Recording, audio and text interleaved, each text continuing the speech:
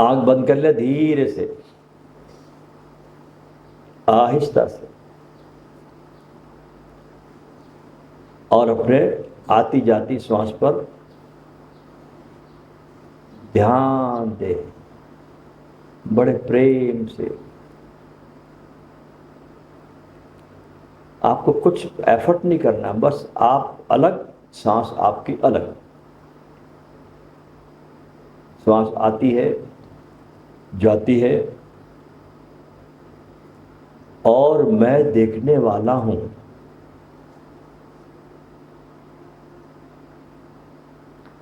श्वास को देखते जाओ, देखते जाओ, देखते जाओ।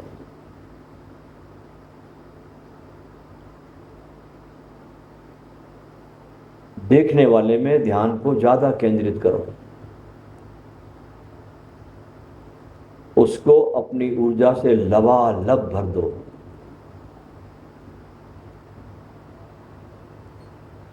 और श्वास आ रही है, जा रही है, ये वो देख रहा है।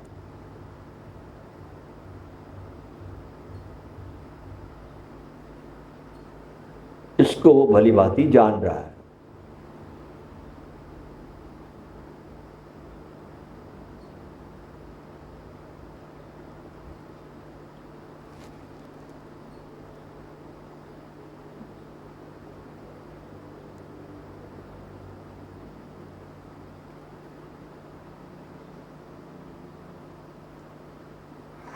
मैं देखने वाला हूं, मैं श्वास नहीं हूं।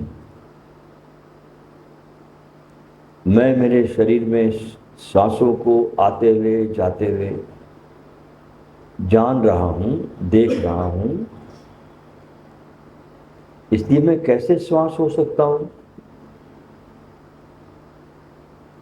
क्योंकि मैं तो जानने वाला हूं, देख रहा हूं। मैं मेरे शरीर को भी देख रहा हूं, मैं अपनी सांसों को भी देख रहा हूं। तो मैं देखने वाला हूं।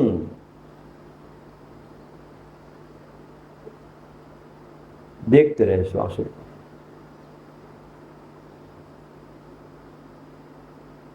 और अपने होने को पूरी ऊर्जा से भर दे।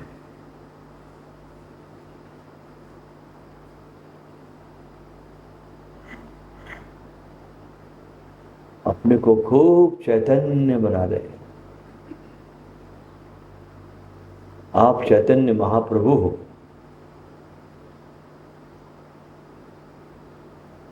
आप राम हो, आप कृष्ण हो।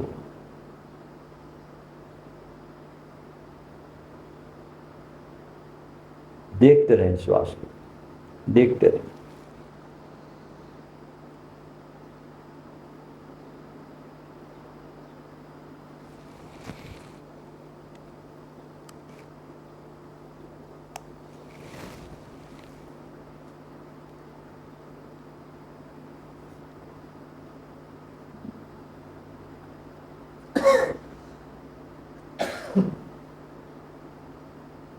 श्वास का आना, श्वास का जाना, ये तुमको शांत कर रहा है। क्योंकि तुमको इसको देखने में अपने स्वयं का स्मरण भी है।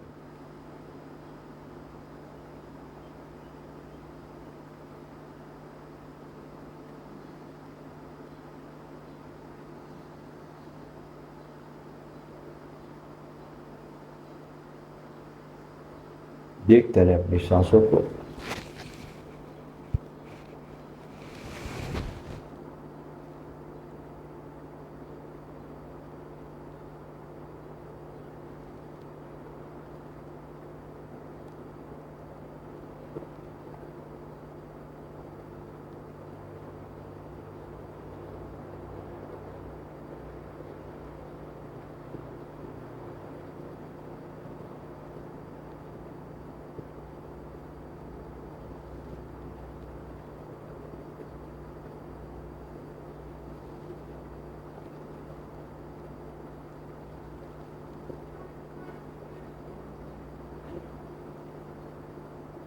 श्वास को देखना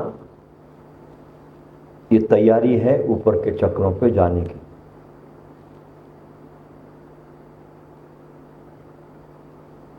आप शांत हो रहे हो, आपकी जो ऊर्जा यहां वहां बिखरी हुई थी सब अखंडित होने लगती है, वो देखने वाले में आती है।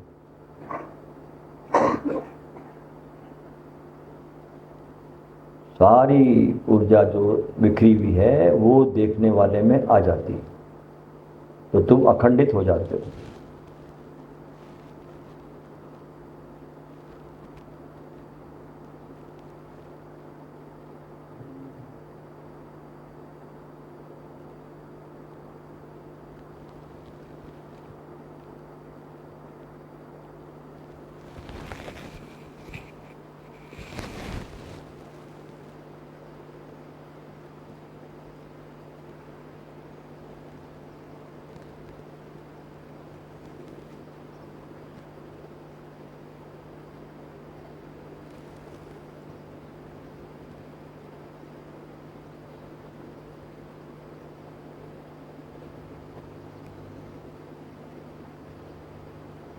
शरीर अलग है, श्वास अलग है, और मैं देखने वाला हूं। मैं देख रहा हूं, मैं जान रहा हूं मेरी सांसों को, आती जाती सांसों को।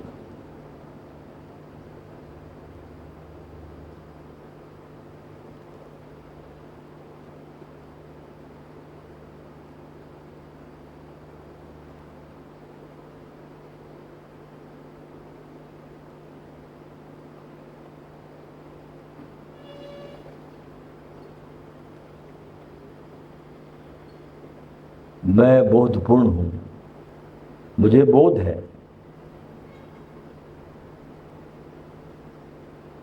और इसी बोध के बोध का नाम है बुद्धत्व।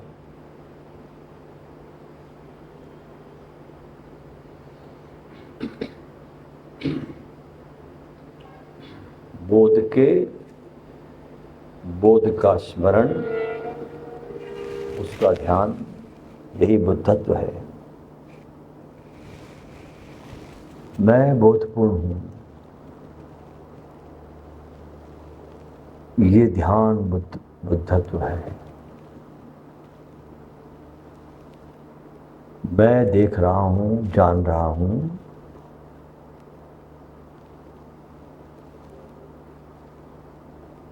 और ये जानना और देखना ये किसी प्रयास के कारण नहीं हो रहा है, ये सहज हो रहा है।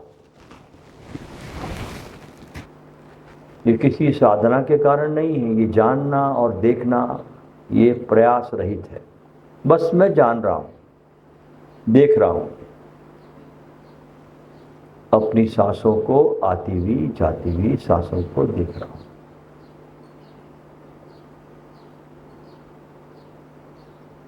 सहज, एकदम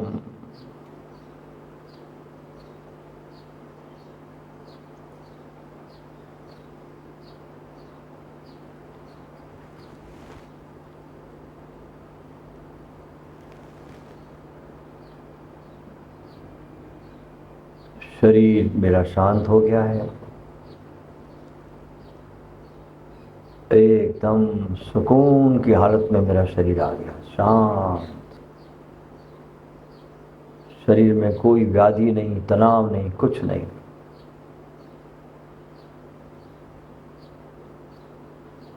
मेरे देखने से मेरा शरीर भी एक मंदिर जैसा बन गया है।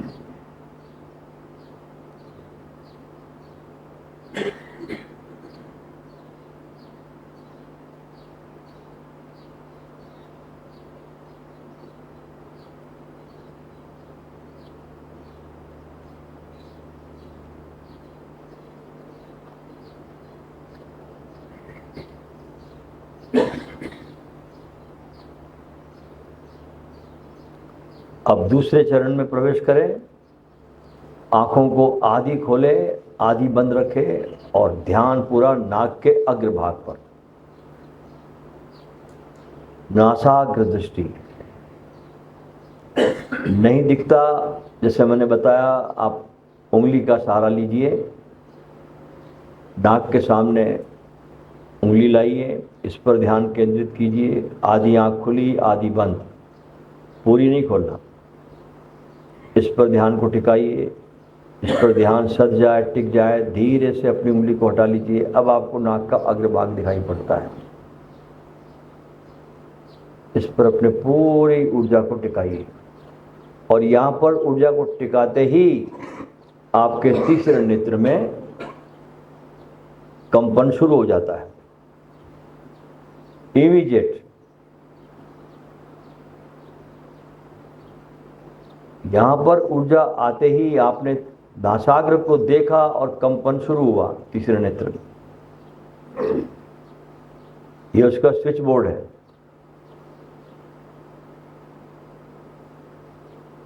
यहीं से बिजली पहुंचेगी आपके तीसरे नेत्र पर।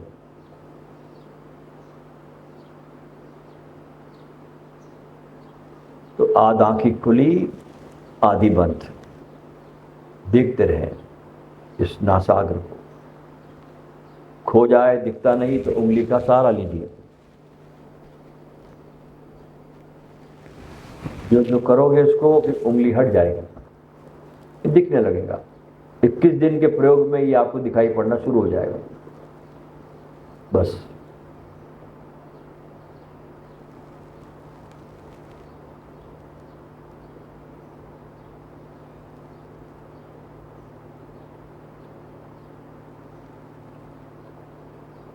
नाक के अग्रभाग पर आपकी ऊर्जा आते ही आप एकदम मध्य में आ जाते हो, सम्यकता में आ जाते हो। अतियां समाप्त हो जाती है, न इधर न उधर। आपके जीवन में एक बैलेंस आ जाता है।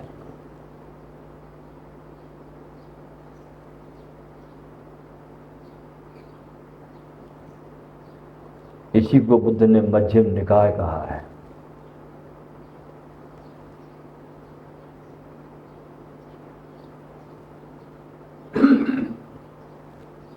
इसे ही योगियों ने ऊर्जा का संतुलन कहा है। नाक के अग्रभाग पर ऊर्जा के आते ही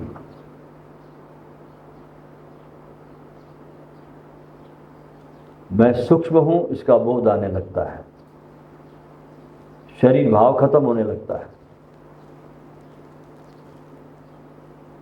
अपनी सूक्ष्मता का थोड़ा बोध यहां आने लगता है और तीसरे नेत्र पर स्पंदन शुरू हो जाता है। अब तीसरा नेत्र खींच रहा है ऊर्जा को ऊपर। यहां बहुत बड़ी ग्रेविटी है। तुम स्पष्ट महसूस करते हो कि तुम्हारी ऊर्जा ऊपर की तरफ खींची जा रही है।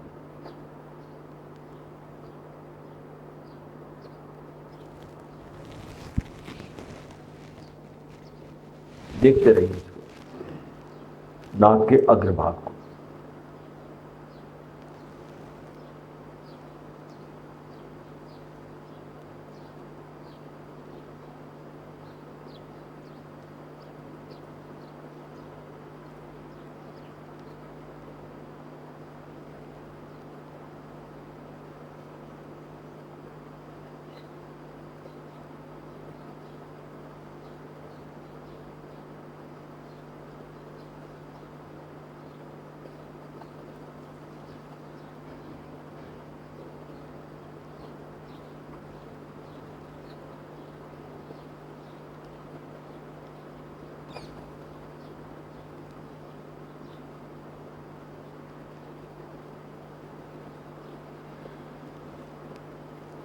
जहां स्पंदन हो रहा है उस स्थान को ध्यान में रखें।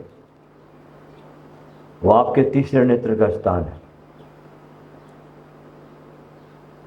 उस स्थान को पूरी तरह से स्मरण रखें।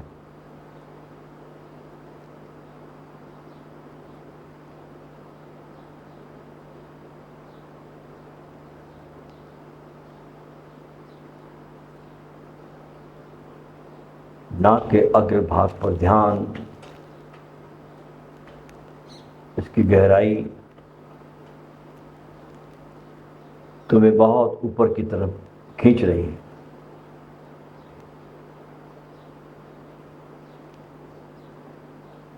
ये तीसरा नेत्र पुकारता है तुमको।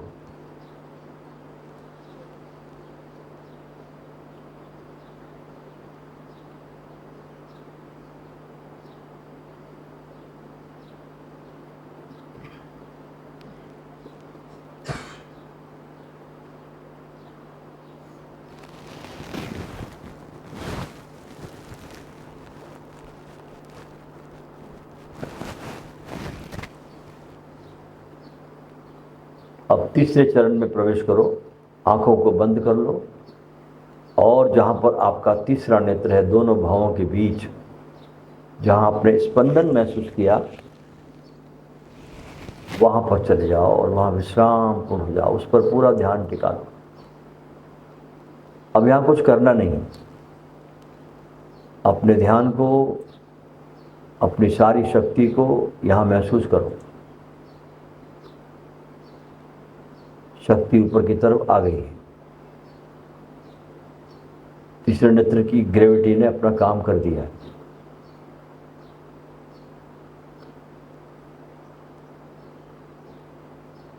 मस्तिष्क बिल्कुल खाली हो गया है।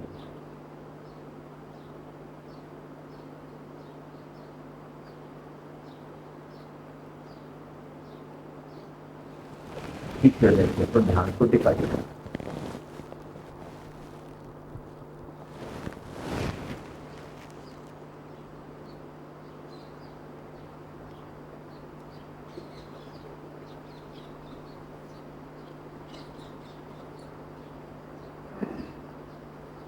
रहस्यमय लोक का दरवाजा है। यहां आते ही तुम्हारी पुरानी पहचान खोने लगती है।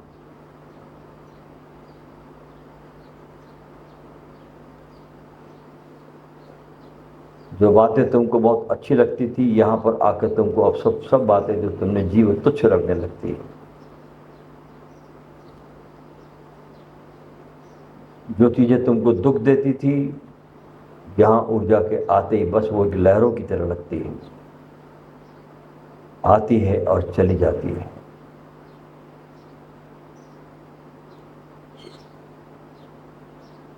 ये वो स्थान है जब मन धीरे धीरे अपनी पकड़ को खोने लगता है। अनुभव करें, तीसरे नेत्र पर अपनी ऊर्जा को सघनता से महसूस करें। यहां मन की पकड़ ढीली पड़ जाती है, और जब मन की पकड़ ढीली पड़ती है तभी आत्मा स्वतंत्र होती है।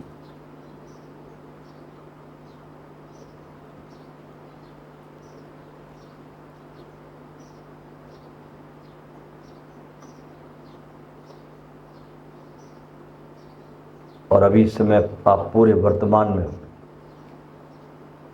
इस मोमेंट में पूरी तरह से जागृत, होश,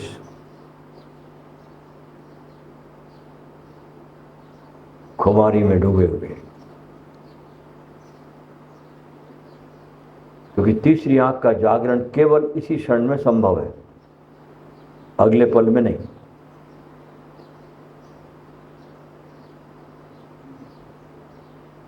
जब तुम पूरी तरह से वर्तमान में उतरते हो, इन दिस मोमेंट, तो ऊर्जा अपने आप मुक्त होकर के तीसरे नेत्र की तरफ उठती है।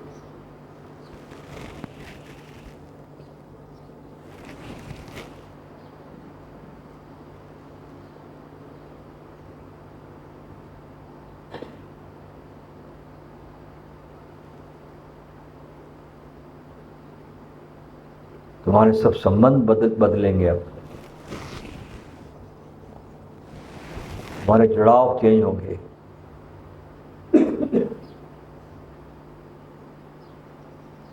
पहले तुम जुड़ते थे अपेक्षाओं से, प्रेम को मांगने के लिए, मेरे को कोई समझे इस आशा में। अब तुम जुड़ते हो सिर्फ देने के लिए।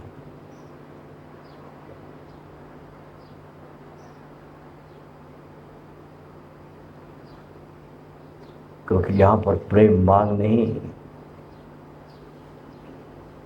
बांटना बन जाता है।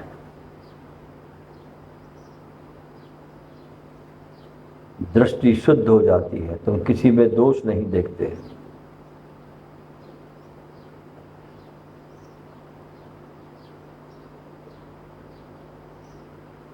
तुम देखते हो कि हर व्यक्ति विकास के किसी न किसी स्तर पर है।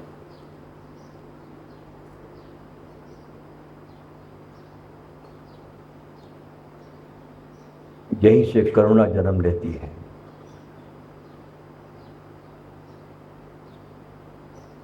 अब ध्यान तुम्हारा टिकने लगा।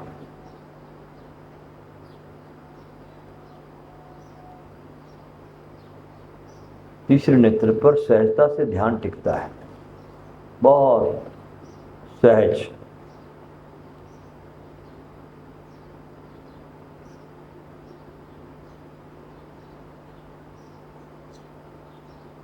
यहां प्रयास की जरूरत नहीं।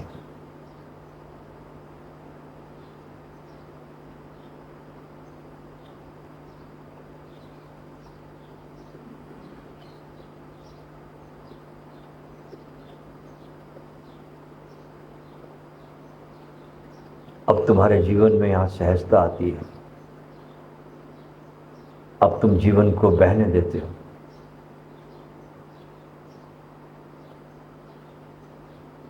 तुम एक यंत्र बन जाते हो उस दिव्यता का जो तुम्हारे अंदर से प्रवाहित होगी।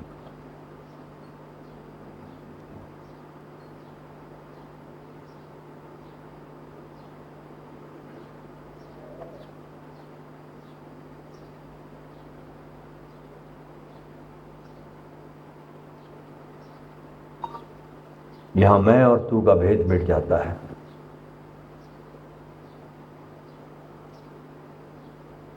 प्रेम स्वभाव बन जाता है। प्रेम करना नहीं पड़ता, प्रेम बहने लगता है।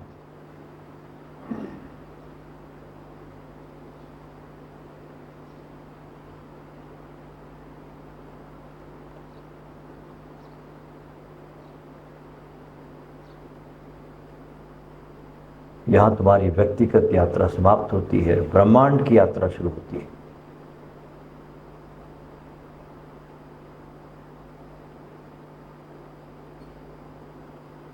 तीसरे नेत्र पर आते ही आपकी व्यक्तिगत यात्रा समाप्त और अस्तित्व की यात्रा, ब्रह्मांड की यात्रा शुरू होती है। अब तुम अपने लिए नहीं जीते, अब तुम जीवन के लिए जीते हो।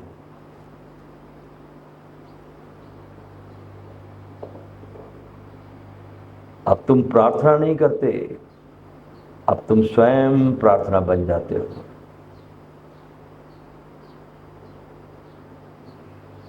बस सजग रहो, होशपूर्ण रहो, बोधपूर्ण रहो। अपने ध्यान को तीसरे नेत्र पर टिकाओ।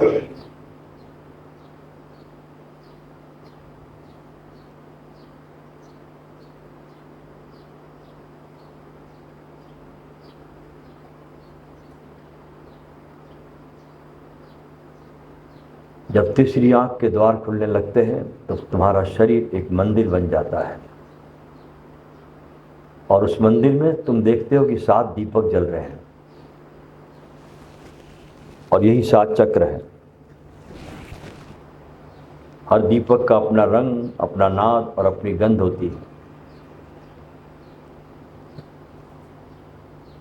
और जब ये सारे चक्र संतुलित होते हैं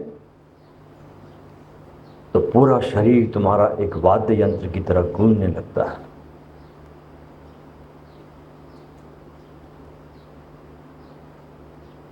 अपने भीतर उठते हुए इस ओंकार के नाद को तुम सुन सकते हो जो 24 घंटे तुम्हारे भीतर गूंज रहा है।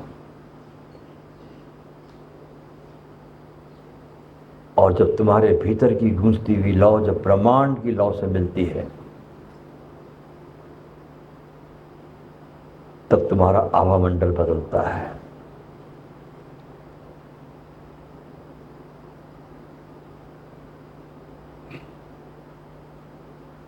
बहुत विराट हो जाते हो तुम,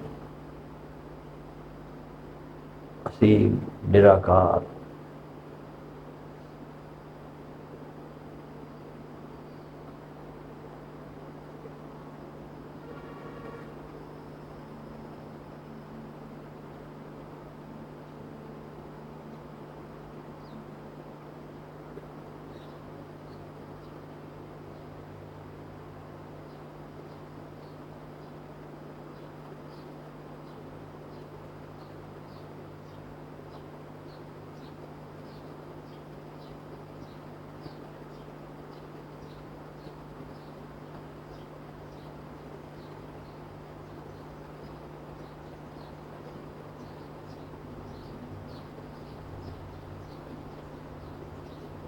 यहां तुम्हें एहसास होता है कि जीवन अनंत है।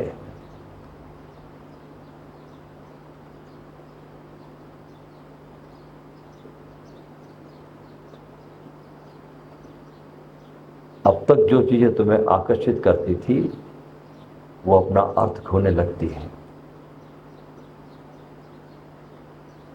तुम अब जान जाते हो कि किसी वस्तु में कोई सुख नहीं है, सुख केवल मेरे होने में है।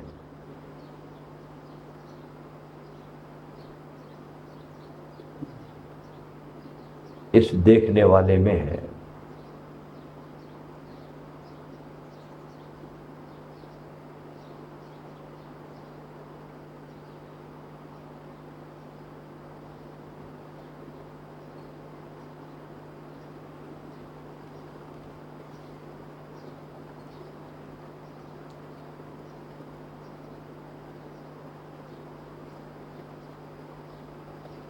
तीसरी आंख खुलने के बाद प्रेम अपने आप बंटने लगता है,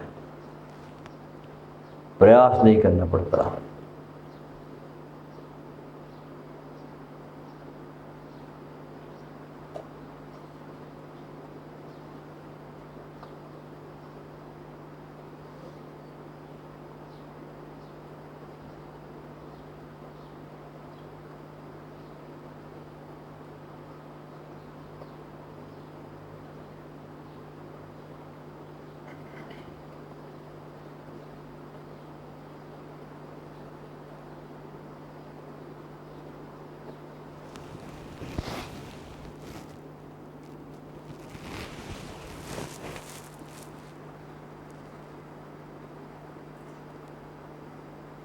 इस वर्तमान के क्षणों में तुम्हारी उपस्थिति,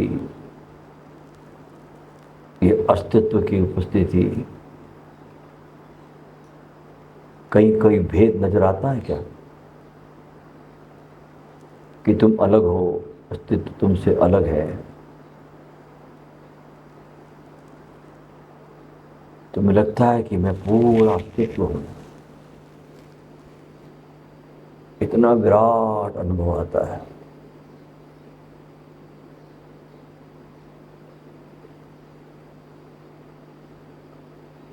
निराकार, कोई आकार नहीं, असीम।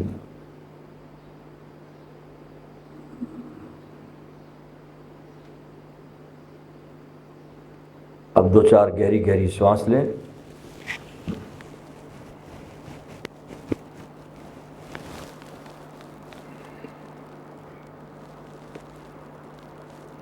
आंख खोलें मुस्कुराते हुए।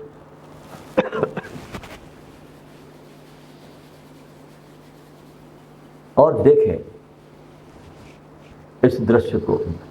आंख खुलते ही बाहर का दृश्य दिखाई पड़ता है, लेकिन अपने स्वयं पर भी ध्यान रखना, देखने वाले पर। तो फिर देखने वाला और दृश्य अलग अलग नहीं रहता, एक हो जाता है, भेद खत्म हो जाते हैं। एक ओंकार सतनाम इसी का नाम है।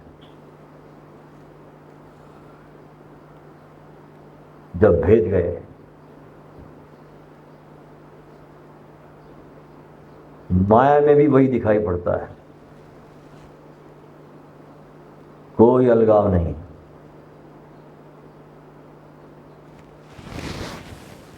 द्वैत खत्म हुआ और अद्वैत भीतर प्रवेश किया।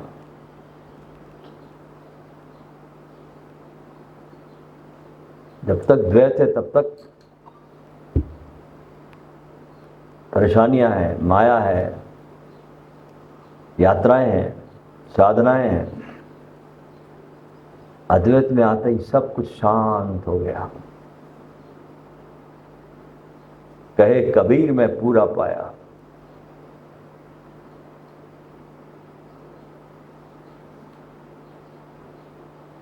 शांत हो गया कबीर, अब कुछ करता नहीं, बस अपना होना जारी रखता है। अब तो पाछे पाछे हरी फिरे कहत कबीर कबीर, अब कबीर को परमात्मा का ध्यान नहीं करना पड़ता, अब परमात्मा कबीर का ध्यान करता है, पीछे पीछे घूमता है, कहते कबीर कबीर।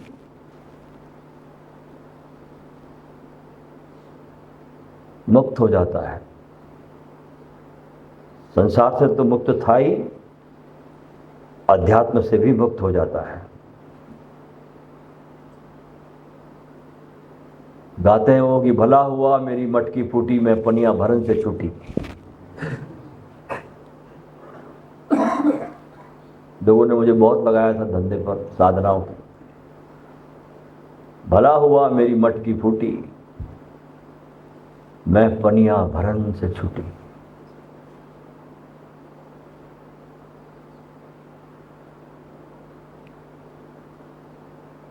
ये बोध तुमको मिला ही हुआ है, ये जागरण, ये बुद्धत्व, इसके साथ तुम आए हो। ये तुम्हारे, जैसे तुम्हारे शरीर में खून दौड़ रहा है, सांस चल रही है, ऐसे ये तुम्हारे भीतर है। इसको पाना नहीं है, बस इसके प्रति बोध से भर जाना है, स्मृति आ जाना है इसकी। कोई भी आदमी बुद्धत्व को प्राप्त नहीं करता, उसको स्मरण आ जाता है, याद आ जाती है, अपने भूलेपन को देख लेता है।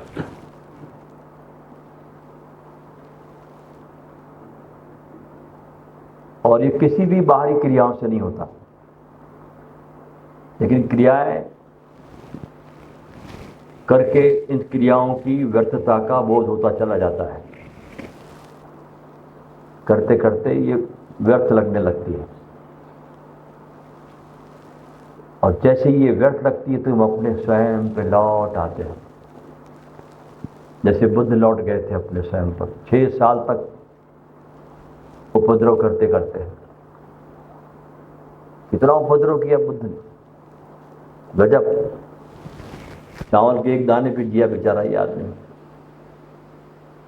उपवास करते करते करीब करीब मरणासन्न अवस्था में पहुंच गया था। अब गया तब गया।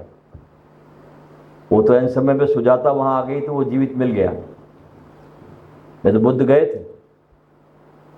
जीवन दान देने वाली थी सुजाता। जब पहला खीर का एक बूंद टपकाया उसके होठों पर, कोई संवेदना नहीं थी भीतर। जब दूसरा बूंद टपकाया तो थोड़े होठ हिले उनके, तब लगा सुजाता को कि हाँ ये आदमी जिंदा है।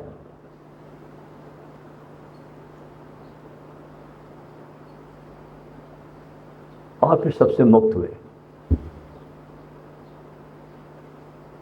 और अपने होने में प्रतिष्ठित हो गए, अपने स्वयं में आ गए, जहां वो ऑलरेडी थे ही। कुछ खोज रहे थे इसलिए उसका ध्यान नहीं था, कहीं तलाश थी।